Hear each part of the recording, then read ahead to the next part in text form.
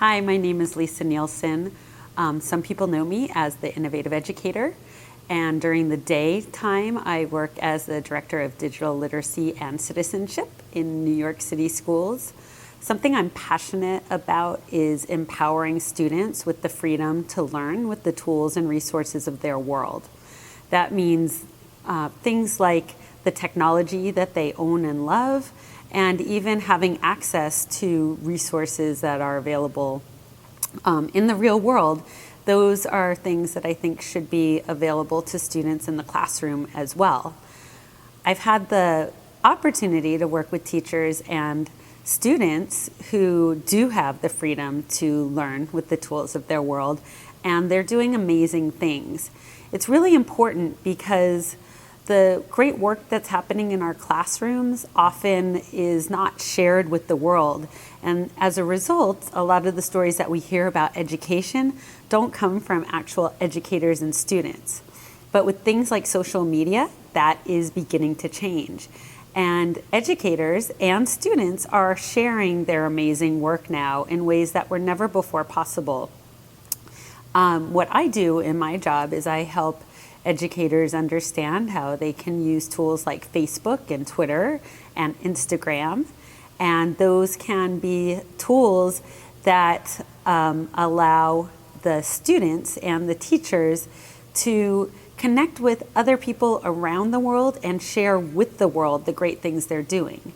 It also does something that I call social media for social action and social good. So there are students who have causes that they're passionate about, and they're doing things like starting Facebook pages and groups and Instagram accounts, and they're mobilizing people for change. One of the groups that I love is called Student Voice, and they have a weekly Twitter chat at Stu Voice. They have a Facebook page and a group, and they have a blog. They've received national attention in less than a year just for the work that they're doing around empowering students to have a voice in the conversations that affect them. This would not have been possible without social media. And something I think is important for us to think about is that if we want to run for office, run a business, or change the way that things are run where we live, work, or play, we need to be savvy in the use of social media. So that's something that I am helping educators do with their students today. There is a fear among some people with using social media because we hear in the news, teacher fired for barbed blog, or teacher gets in trouble because he used Facebook. The reality is that social media did not cause inappropriate actions to take place. It caught that happening. So what I help teachers do is understand how they can use social media responsibly and effectively with their students, and in ways that empower both the teacher and the student. So for example, many people don't realize that you can work with students on Facebook and Twitter and Instagram, and you don't actually have to friend or follow them.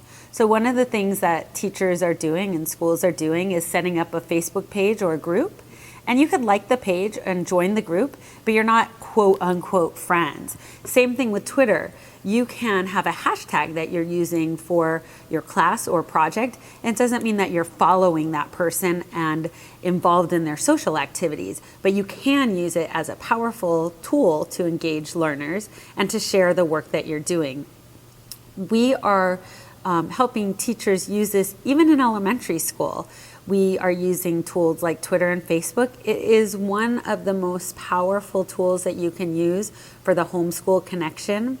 Imagine a parent here in New York City. We have pre-K that will be starting next year, and that's really exciting for a lot of parents, but they're sending their child off to school for the first time, away from them all day long, and they don't know what their child is doing all day.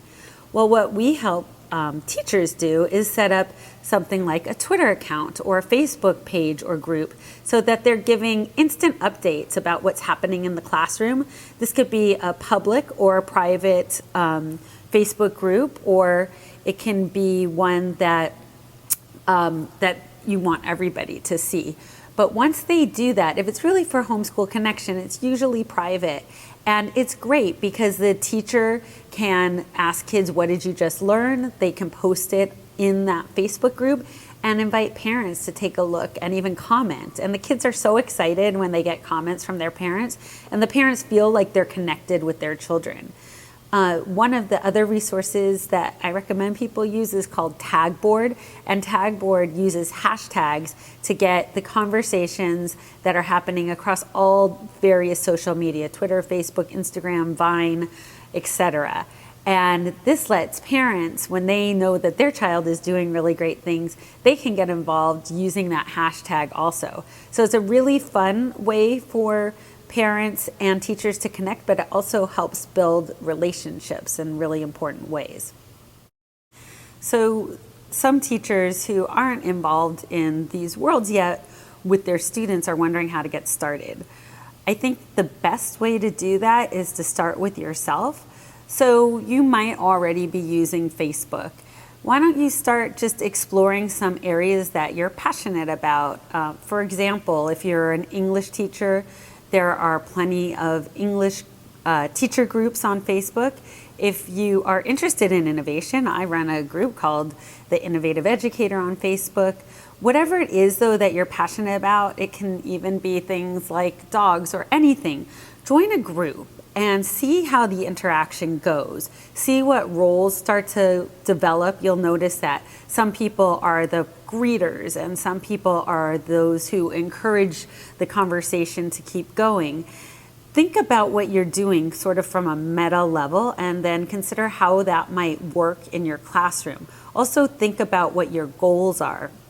If you want to connect with parents, think about your interactions yourself in those groups and what some ways are to welcome the parents. And if you want to get students engaged and comfortable, think about it from that perspective as well. But I think it's really important for the teachers to start using it first for themselves so that by the time they're using it with students and parents, they have a strong sense of how this works effectively. Twitter chats are a really powerful way to connect with other educators who are doing the sort of thing that you're interested in, and they will be an amazing network, those who participate in the chats, to share ideas. So whatever the topic is in education, perhaps you're interested in flipped classroom or something like BYOD. There are chats for all of these as well as hashtags. So start engaging, talking to other people about what you're doing and what you're interested in, and that will provide you with a great network. Once you start to feel comfortable, then begin those spaces with your students. Most people feel comfortable starting with groups that aren't open to the public until they get a little more comfortable. So you might want to start with less transparency and then grow it as your comfort level increases.